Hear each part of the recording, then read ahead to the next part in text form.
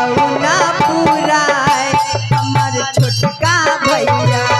आजुआ सरा दियो ना पुराए हमर छोटका भैया आजुआ सरा दियो ना पुराए मुकेशवा भैया आजुआ सरा दियो ना पुराए मुकेशवा भैया कागज के रुपया हो भैया फाटी चिटी जातई हो दुलरुआ भैया कागज के रुपया भैया आगे जीत जातई हो दुलरुआ भैया कागज के रुपया भैया फाटी चिटी जातई हो हमर तेरका भैया कागज के रुपया भैया आगे जीत जातई हो की नाम है लाल बाबू पासवान। अच्छा चलिए हमारे लाल बाबू भैया भाई हतन अब भौजाई से के बोला भी ना तू कहला ला जाई हो हमर तेरका भैया तू आई सब के बोल तू अच्छा न ले ले होथिन त कर्जा काट लेथिन तोरा चलते हम हती न देवे जे भेलै से भेलै कि झुमका कर दिया बनाबा हमर बड़का भैया झुमका कर दिया बनाबा हमर बड़का भैया झुमका तो दिया बनाबा पुरने बेललबा भैया झुमका कर दिया बनाबा पुरने बेललबा भैया झुमका तो दिया बनाबा हमर बड़का भैया झुमका कर दिया बनाबा झुमका कर दिया बनाबा उठ जाओ आरे दै छै भौजी न देबे दै छै रे ला ला ला भैया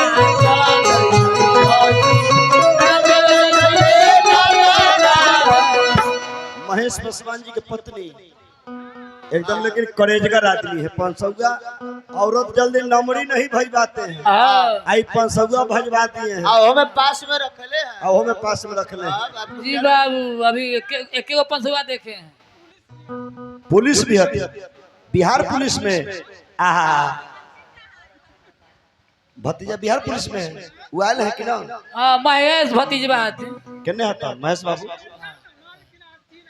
अरे भैया तो दै छै भौजी न देबे दै छै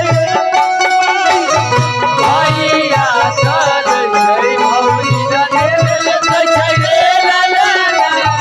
अरे कैसन भीख मंगा घर के भौजी हई रे चलना कैसन भीख मंगा घर के भौजी हई रे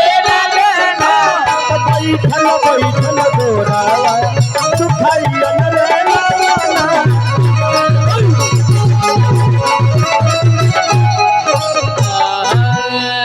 खड़े रे उड़ जा फुआ अलो हे पुतहू अरे तोहरो जेठा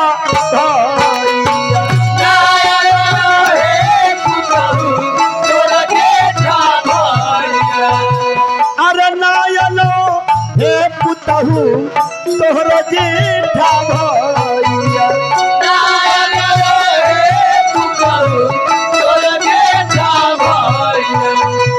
त कहमा के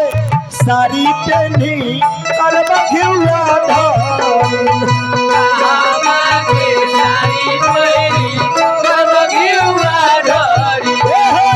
त कहमा के साड़ी पहनी करब घिउआ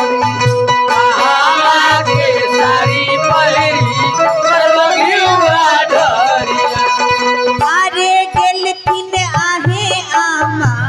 हमरो जेठा भैया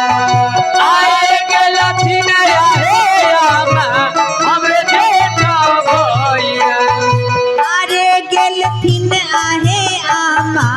हमरो जेठा भैया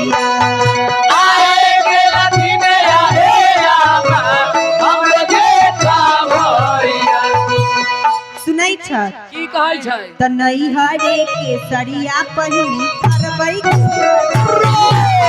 हरे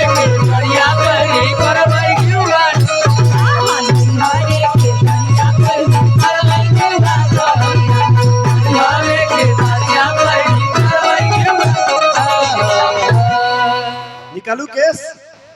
देखो घिउआ सा चल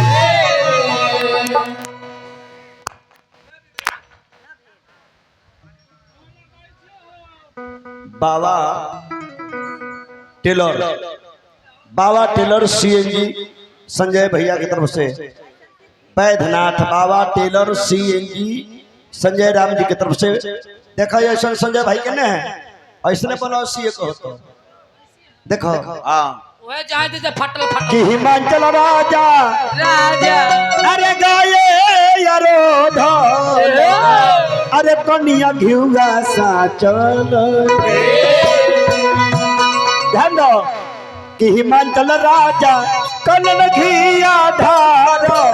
अचित बलग आनंद भइलन है हिमाचल राजा कनन घिया धार अचित बलग समय नहरानी अलग छितरा बेल मंगल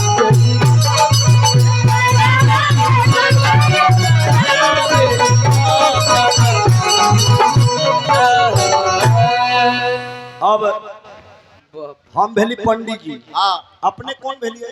हम हजामिन हती हम एने माली हती हटे नहीं नहीं से बीच में आकर लबर लबर करे लाओ मालिक पैसा कौड़ी आ सुनो मालिक को ने फेरा में डाला पहले हमरा दियो हम लोहार हती हम बस गाड़ी ले लिया आए